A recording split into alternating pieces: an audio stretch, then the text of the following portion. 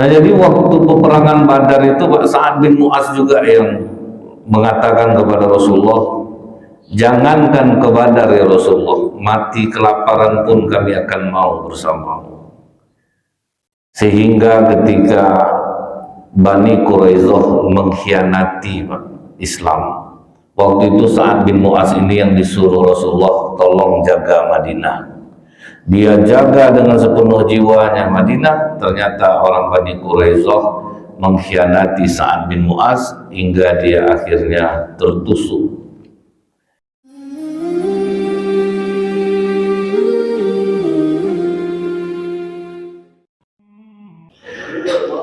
A'udzubillahi minasyaitonirrajim. Bismillahirrahmanirrahim. Assalamualaikum warahmatullahi wabarakatuh. Innal hamdalillah nahmaduhu wa nasta'in wa nastaghfiruh wa na'udzu billahi min shururi anfusina wa min sayyiati a'malina. May yahdihillahu fala mudilla lahu wa may yudlil fala hadiya lahu. Asyhadu an la ilaha illallah wahdahu la syarika lahu wa asyhadu anna Muhammadan abduhu wa rasuluh. Allahumma shalli wa sallim wa barik ala hadzal nabiyil karim wa ala alihi wa sahbihi ajmain. Bapak-bapak pengurus masjid yang saya hormati, alim ulama, tokoh masyarakat, cerdik pandai, bapak ibu, orang tua yang kami muliakan, hadirin hadirat yang semoga kita semua senantiasa dirahmati oleh Allah. Senantiasa kita bersyukur kepada Allah dengan mengucapkan alhamdulillahirabbil alamin. Bersolawat kita kepada Rasulullah SAW dengan ucapan Allahumma sholli ala Muhammad wa ala alihi washabbihi wasallim. Ibnu Ishaq menyampaikan riwayat dari Abdullah bin Abu Bakar pada peristiwa Perang Badar.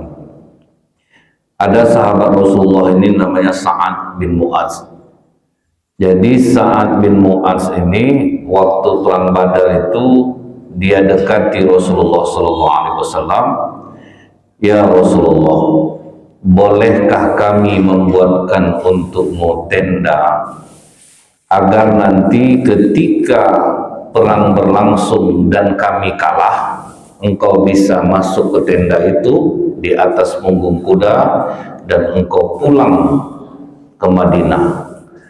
Karena ya Rasulullah, kecintaan mereka orang yang tinggal kepadamu melebihi kecintaan kami mungkin yang ikut berperang bersamamu. Di situ haru Rasulullah SAW. Betapa besarnya rasa cinta sahabat kepada Rasulullah SAW. Biarlah kami yang mati asal engkau selamat ya Rasulullah.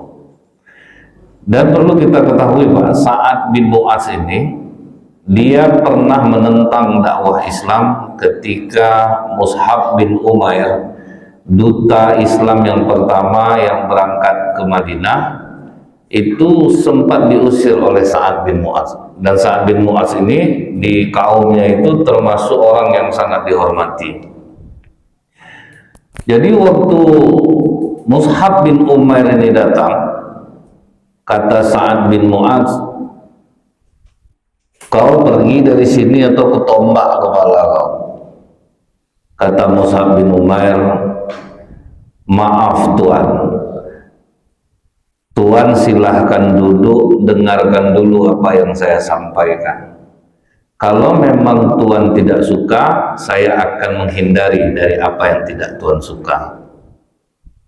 Maulah Sa'ad bin Mu'adz ini duduk Pak.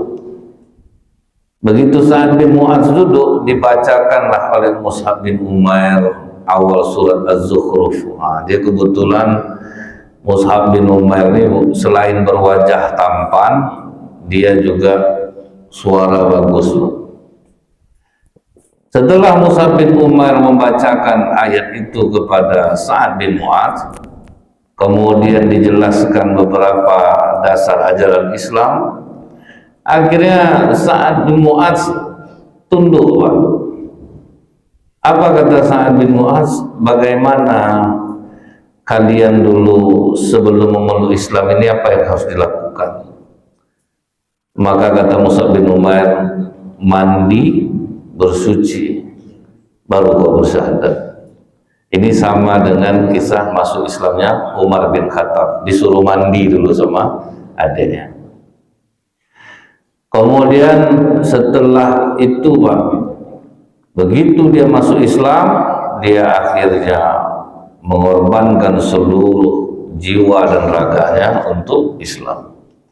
Dia sendiri yang masuk Islam, pergi dia ke kaumnya, bagaimana kedudukan aku di tengah-tengah kalian? Engkau sangat kami hormati Sa'ad. Kalau begitu jangan ada yang bicara denganku menjelang sore ini, melainkan kalian sudah menjadi orang Islam. Akhirnya satu suku dia semuanya bersyahadat karena Sa'ad bin Mu'az orang yang sangat disegani di kaumnya. Masuk Islam orang enggak, gara-gara Sa'ad bin Mu'az ini. Nah, jadi waktu peperangan Badar itu Sa'ad bin Mu'az juga yang mengatakan kepada Rasulullah, jangankan ke Badar ya Rasulullah, mati kelaparan pun kami akan mau bersamamu. Sehingga ketika Bani Quraisyah mengkhianati Islam, waktu itu Sa'ad bin Mu'az ini yang disuruh Rasulullah tolong jaga Madinah. Dia jaga dengan sepenuh jiwanya Madinah, ternyata orang Bani Quraisyah mengkhianati Sa'ad bin Mu'az hingga dia akhirnya tertusuk. Begitu Sa'ad bin Mu'az tertusuk, Rasulullah menyuruh sahabat, tolong jangan jauh-jauh Sa'ad bin Mu'az dariku, agar aku bisa mengunjunginya selalu. Dikepunglah oleh Rasulullah dan para sahabat Bani Quraisyah. Setelah dikepung 25 hari, akhirnya orang Bani Quraisyah menyerah. Setelah itu kata Rasulullah, siapa yang kalian inginkan yang menjatuhkan hukuman untuk kalian? Mereka mengatakan Sa'ad bin Mu'az. Akhirnya dipanggil Sa'ad bin Mu'az dalam keadaan luka-luka. Apa yang pantas untuk mereka ini hukumannya? Kata Sa'ad bin Mu'az, yang laki-laki semua dibunuh, perempuan dijadikan tawanan, harta mereka dibagi. Disebabkan apa? Mereka telah mengkhianati Islam. Ada rencananya kan orang Yahudi itu Pak, boleh tinggal di Madinah itu, tapi kita kerjasama jaga negeri kita itu. Tapi rupanya mereka yang mengkhianati. Makanya tidak ada lagi orang Yahudi di Madinah tuh, terusir semua. Nah, kemudian waktu Sa'ad bin Mu'az ini akhirnya menemui ajalnya Pak, itu Rasulullah terburu-buru berjalan. Terburu-buru berjalan, tanya sahabat, mengapa engkau terlalu terburu-buru ya Rasulullah? Begitu Rasulullah masuk, menjinjit-jinjit kaki Rasulullah di rumah itu. Heran para sahabat, kenapa engkau berjinjit-jinjit ya Rasulullah? Rupanya kata Rasulullah, sangat ramai malaikat yang menghadiri tentang kematian saat ini. Makanya kata Rasulullah, kematian saat ini mengguncang arsy Allah. Begitulah kecintaan sahabat Sa'ad bin Mu'az ini kepada Rasulullah SAW, yang kecintaan betul-betul lahir dari hati Pak.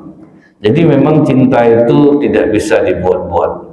Setelah kita semakin mengenal baru timbul rasa cinta kepada Rasulullah. Untungnya kita menjadi umat sekarang ini Bu. Apa kata Rasulullah? Beruntunglah orang-orang yang bertemu kepadaku, beruntung mereka satu kali.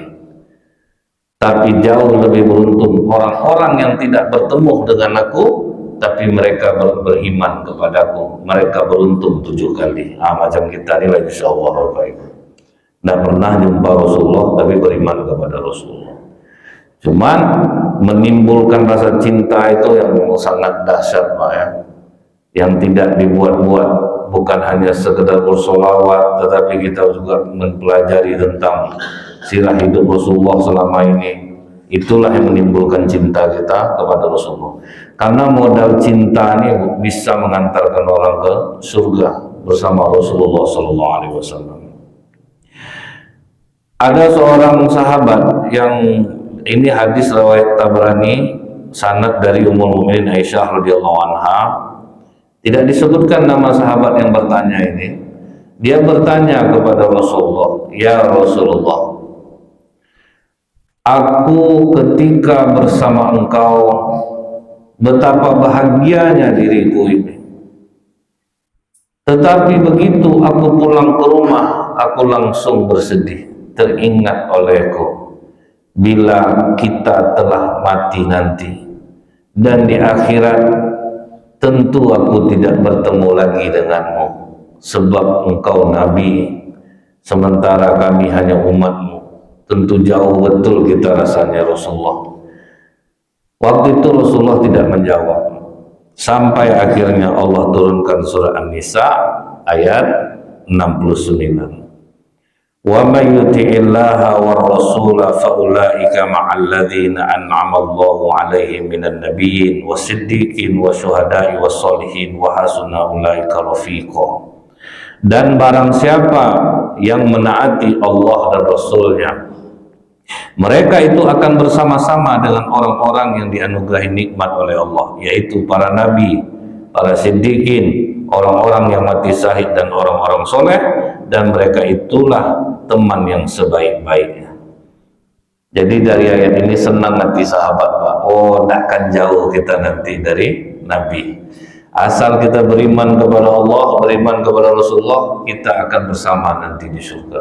Baru puas hati sahabat ini, ternyata dia nanti tidak akan jauh dari Rasulullah. Nah, begitulah para sahabat, jauh dari Rasulullah saja tidak sanggup dia, Pak. Jadi itu yang menjadi pikiran bagi mereka. Sempat besok di akhirat, yang Nabi tentu tinggi, kita rendah. Disinilah perlunya, bagaimana kita sangat mencintai Rasulullah dan ajaran yang dibawa beliau, agar kita nanti bisa bersama-sama di surga bersama Rasulullah. Jadi sempat takut sahabat tuh, Pak. Kalau macam ini jumpa kita atau enggak. Nah, kita ini memupuk bagaimana bisa kita beriman kepada Allah dan Rasulullah SAW. Kemudian pernah ada sahabat yang bertanya kepada Rasulullah, Pak. Ini sanad dari Anas radhiyallahu anhu. Ada laki-laki yang bertanya kepada Rasulullah, ya Rasulullah, kapan terjadinya hari kiamat? Rasulullah balik bertanya, memangnya apa yang kau persiapkan untuk menghadapi hari kiamat?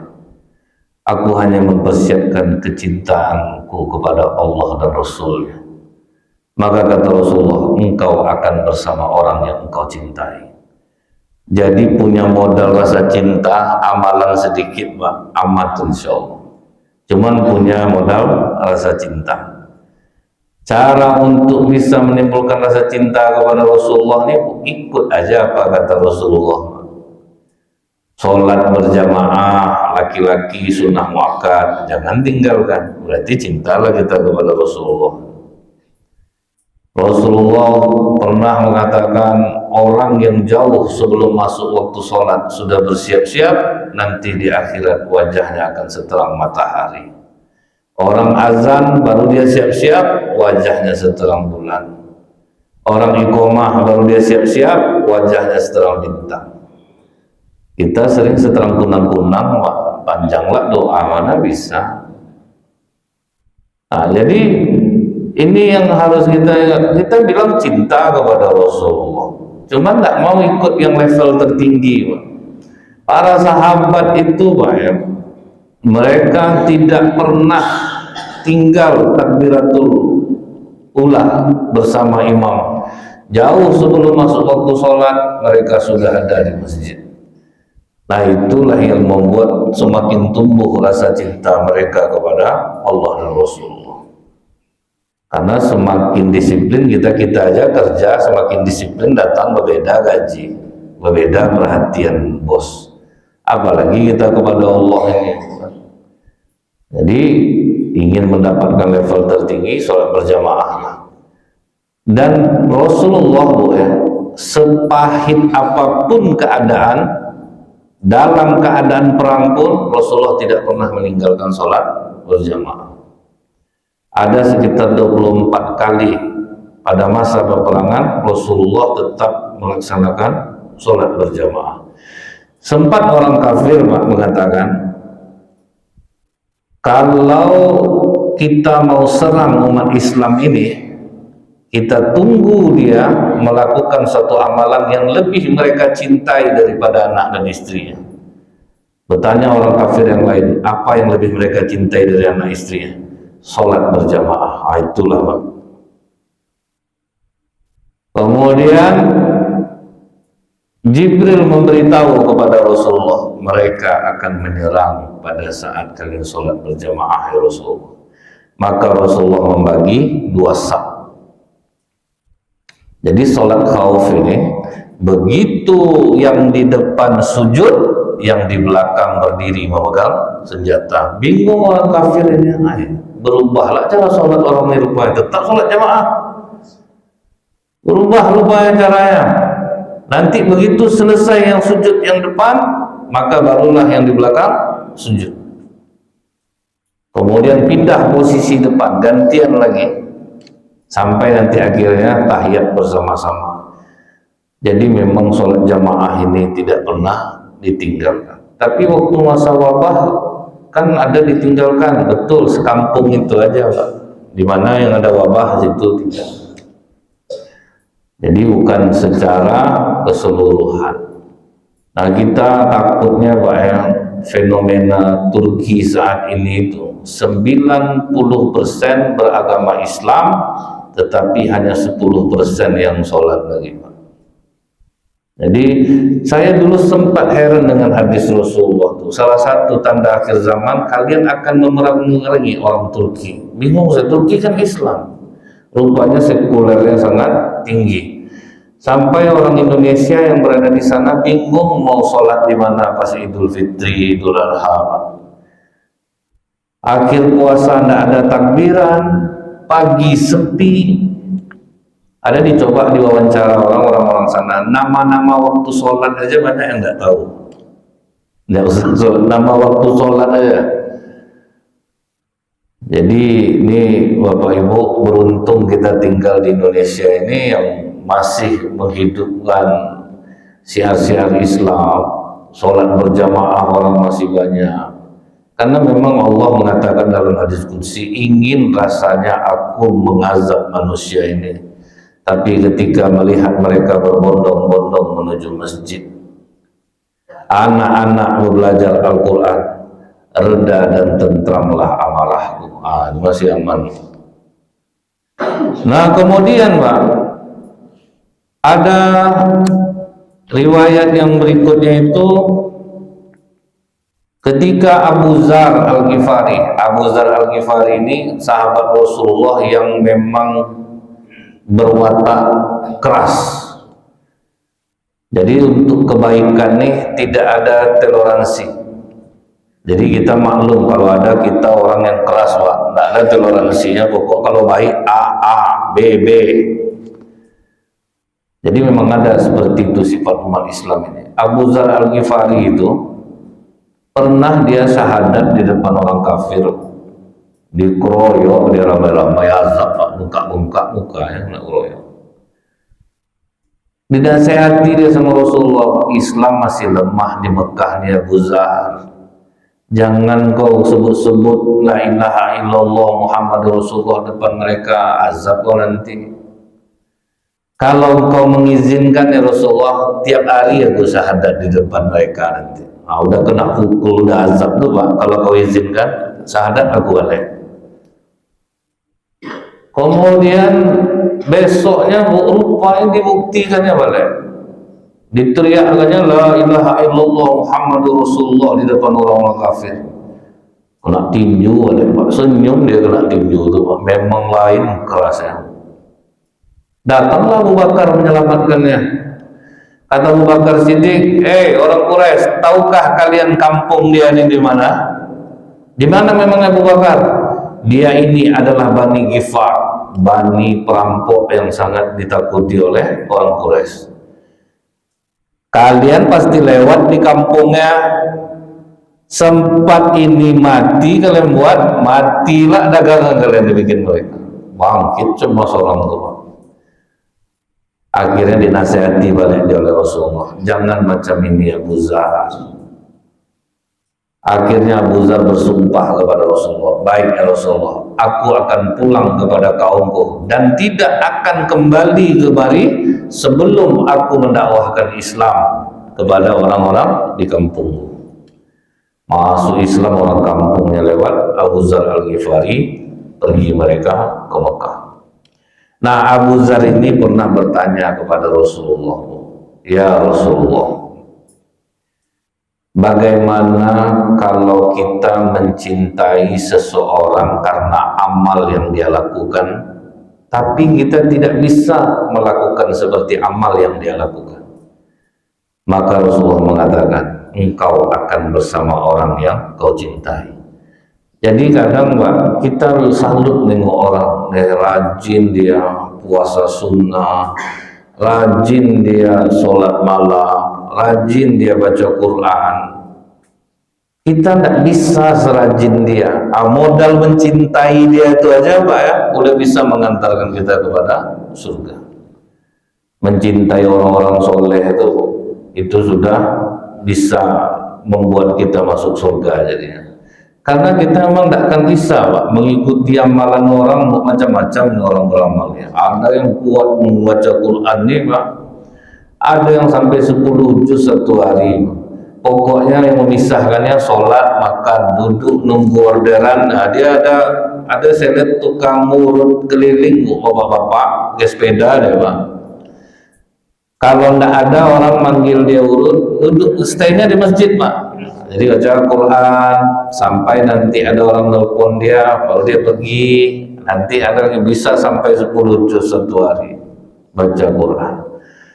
Dan memang perubahan terhadap dirinya begitu besar Pak. Nah, mencintai orang-orang soleh itu aja, itu udah besar manfaatnya bagi kita.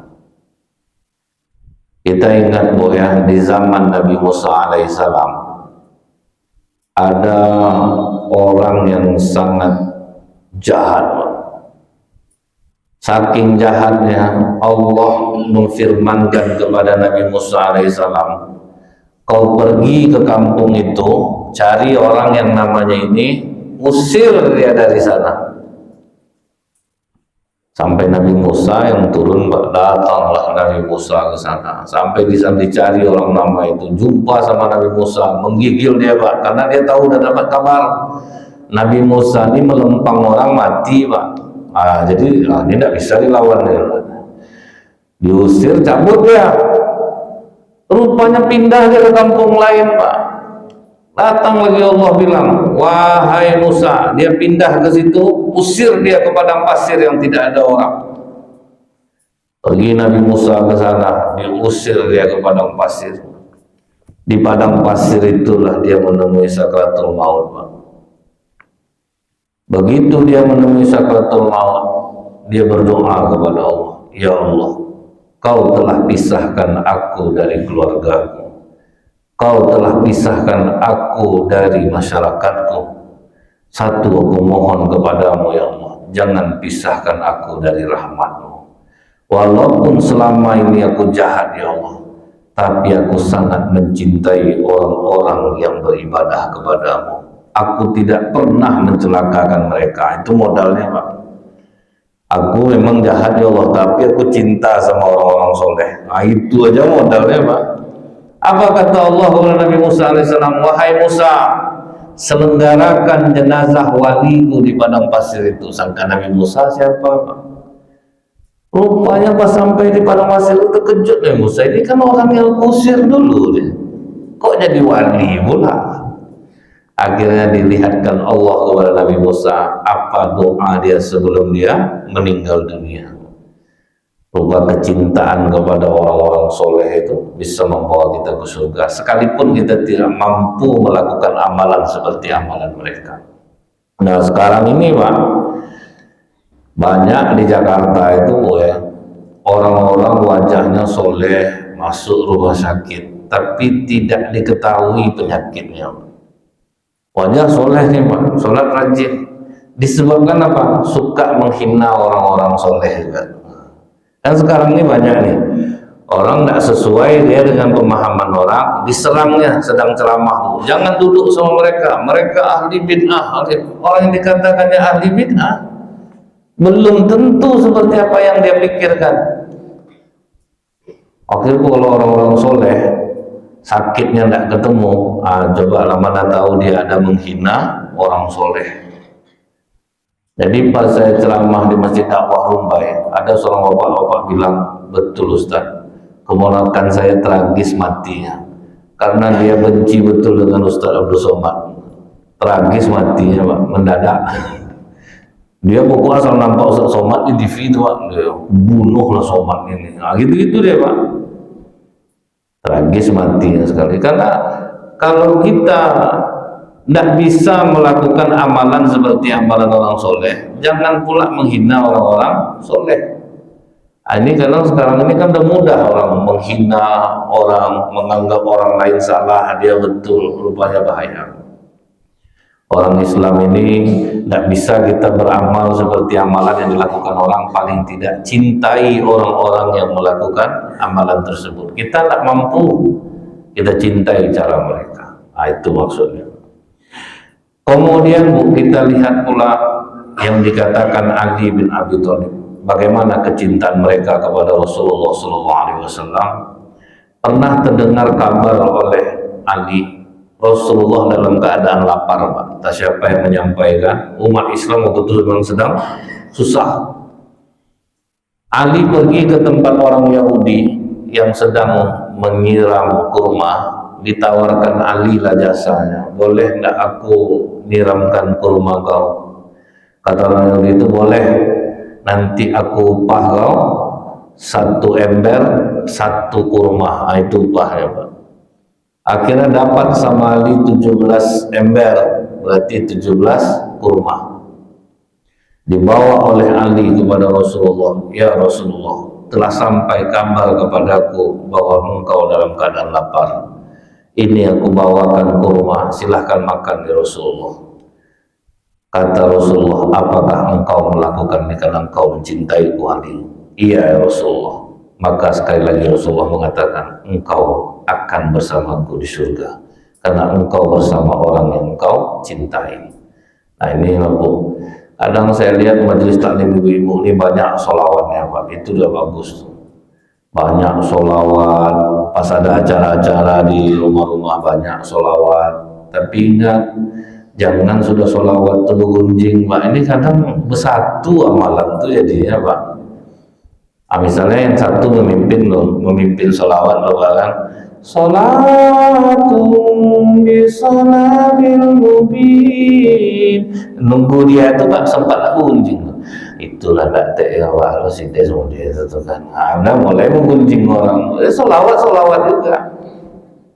Jadi jangan disatukan dengan amalan pemupus Pak. Kalau gunjing itu kan memupus Pak, habis semuanya jadinya. Nah, ini cara kita kalau ingin bagaimana bisa kita bersama orang-orang soleh nanti di surga.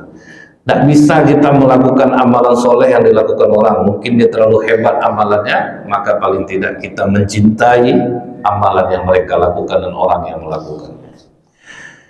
Kemudian Pak, yang berikutnya itu Bu, kecintaan Tolhah bin Bara radhiyallahu anhu kepada Rasulullah. Jadi ini kita mau tahu bagaimana sahabat itu tidak menjadi orang-orang yang sangat kuat ya Bu ya. Karena cinta mereka kepada Rasulullah itu memang luar biasa. Nah, Tolhah bin Bara ini kalau jumpa Rasulullah bukan salaman Pak, mencium telapak kaki Rasulullah, itu yang dilakukan Tolhah bin Bara. Jadi kalau dia jumpa sama Rasulullah, pas Rasulullah sedang duduk, itu langsung dicium telapak kaki. Kemudian kata Rasulullah, apakah kau mencintai Tolhah? Sangat mencintai ya Rasulullah. Kalau memang kau mencintai aku, apa buktinya? Kata Tolhah bin Bara, apapun yang kau perintahkan saat ini ya Rasulullah, akan aku lakukan. Kata Rasulullah, bapak kau kan masih kafir, dia sangat membenciku. Sekarang pergi bunuh bapak. Langsung dia Pak pergi Pak. Lalu dipanggil Rasulullah balik. Tolhah sini. Ada apa Rasulullah? Tidak mungkin aku akan menyuruh engkau membunuh ayah. Tapi dari situ Rasulullah melihat betapa cintanya Tolhah kepada Rasulullah SAW. Nah kemudian Bapak Ibu, waktu Tolhah ini sakit, Rasulullah menjenguknya. Kata Rasulullah, ini nampaknya Tolhah ini sudah akan wafat. Nanti kalau dia wafat, tolong sampaikan pesan kepadaku. Cuman jarak rumah Rasulullah ke rumah Tolhah itu jauh. Begitu Rasulullah pulang, apa pesan Tolhah kepada keluarganya? Kalau aku meninggal, cepat selenggarakan jenazahku. Jangan kasih kabar kepada Rasulullah, karena aku takut kalau nanti dikasih kabar Rasulullah jauh perjalanannya kemari, nanti orang Yahudi akan membunuh Rasulullah. Jangan sampaikan beritanya ke Rasulullah. Biarlah, jangan sampai Rasulullah susah. Itu maksudnya, Pak. Akhirnya setelah dia dikubur, Rasulullah ke sana bertanya, kenapa tidak disampaikan kepadaku? Baru disampaikan keluarganya, ini pesan Tolhah. Dia tidak ingin membuat kau repot ya Rasulullah, karena nanti takut orang Yahudi memburumu. Jadi makanya kami tidak memberitahukan kepadamu. Rasulullah langsung berdoa kepada Allah, ya Allah, sebagaimana aku ridho kepada Tolhah, tolong juga terima Tolhah dalam keadaan ridho. Itu cinta yang tidak dibuat-buat. Kalau kita ini cinta kan karena ada sesuatu baru bisa kita mencintai. Kalau tidak ada sesuatu itu hilang rasa cinta. Dan itu memang umum, makanya cinta itu tidak bisa dibuat-buat. Memang harus lahir dari hati. Nah, cara melahirkannya itu yang sulit memang. Nah, kemudian Bapak Ibu, sekarang kita membahas tentang Abdullah bin Huzafah. Ini sahabat Rasulullah. Abdullah bin Huzafah ini, Pak, dia ini seorang yang sangat mencintai Rasulullah SAW. Tetapi Bu, sahabat agak benci sama dia, Pak. Dia suka bergurau, bercanda atau agak kasar gitu. Jadi menurut sahabat tidak masuk canda dia itu, Pak. Cuma kata Rasulullah kepada sahabat, Abdullah Huzafah sangat mencintaiku dan mencintai Allah. Jadi tidak diterima Rasulullah pengaduan sahabat. Sebab apa? Cinta Abdullah bin Huzafah sangat kepada Rasulullah, kepada Allah. Jadi Rasulullah tahu, walaupun sahabat tidak suka sama Abdullah bin Huzafah, karena Bu ya, ada beberapa orang sahabat ini yang gurauannya memang sadis, Pak. Tapi kata Rasulullah, mereka sangat mencintai aku, tidak peduli Rasulullah. Contohnya Nu'man. Nu'man itu Bu ya, jangankan sahabat lagi, Rasulullah aja dikerjainya, Pak. Bayangkan tuh, dia sedang duduk di masjid Rasulullah dalam, ada orang jual makanan, dipanggilnya orang jual makanan tuh, Pak. Datanglah orang tuh, apa Nu'man, buatkan makanan 2. Orang jualan keliling nih, Pak. Sudah siap makanan 2 itu di luar masjid, dibawanya Rasulullah. Rasulullah, makan kita dulu. Senang lagi Rasulullah, tumben nih Nu'man makan. Sudah selesai makan, kata Nu'man, Rasulullah yang membayar. Kau yang ngajak aku, kok akulah yang bayar? Aku sangat menghargaimu ya Rasulullah, rasa tidak sopan kalau aku bayar. Menggeleng Rasulullah, nengok akhirnya Rasulullah yang bayar. Itu kelakuan Nu'man tuh. Tapi Rasulullah senang sama dia tuh, Pak. Senang, bahagia hati Rasulullah kalau dekat dia. Jadi jangan katakan Rasulullah tuh tidak suka ketawa dengan candaan sahabat tuh. Rasulullah tidak ada masalah bagi Rasulullah. Yang paling parah kelakuan Nu'man apa, Bu? Tamu Rasulullah bawa onta, Pak, masuk ke rumah Rasulullah. Udah masuk dia ke dalam, Nu'man pergi ke rombongan, ada orang-orang sedang duduk. Kalian tak pengen makan onta kalian? Pengenlah Nu'man, kalau ada apa laksana? Tuh yang di depan rumah Rasulullah tuh, kalian sembelih tuh, Pak, sini. Sembelih sama orang tua, udah selesai semua, udah dimasak. Tamu ini tidak sadar ya, Pak, dia pergi juga ke masjid, Bu. Jadi tapi tidak diperhatikannya ontanya selama berjam-jam tuh, Pak. Pas dia mau pulang, baru dia sadar onta sudah tidak ada. Keluar Rasulullah, ditanyai sama orang tua, apa yang kalian makan nih? Onta Nu'man ya Rasulullah. Nu'man langsung lari, Pak. Sembunyi dia, Bu. Dicari Rasulullah, jumpa dia, Pak, di bawah-bawah pepohonan. Kata Rasulullah, kau yang ngambil onta tadi? Iya Rasulullah, karena kasihanlah aku menengok orang-orang yang sangat menginginkan memakan onta. Jadi aku kasih aja onta tadi. Aku memberinya karena Allah ya Rasulullah. Aku ganti itu.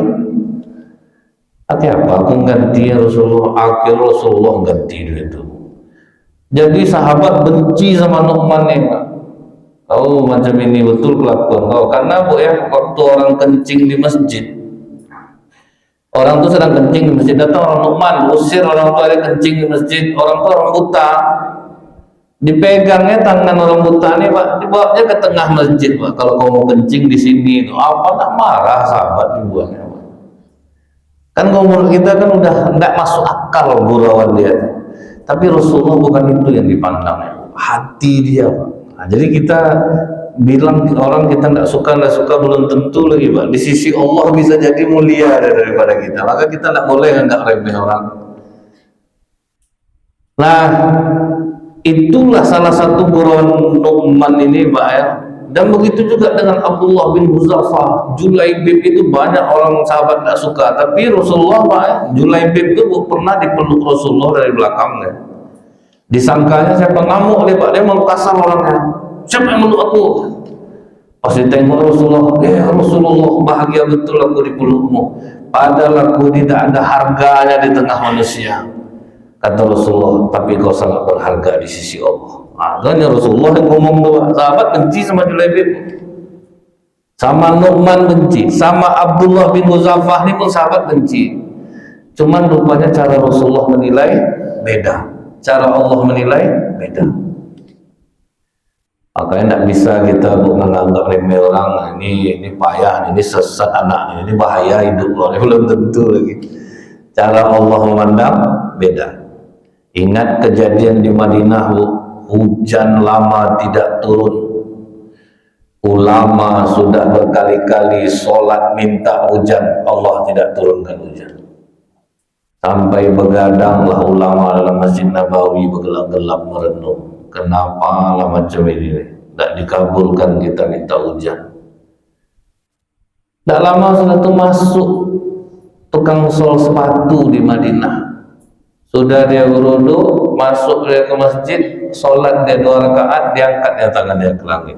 Ya Allah, sudah lama engkau tidak turunkan hujan. Turunkanlah hujan untuk kami ya Allah. Ulama itu sempat ngomong Pak dalam hatinya. Sedangkan yang soleh-soleh aja udah berdoa, nggak dikabulkan Allah. Dia pula yang berdoa.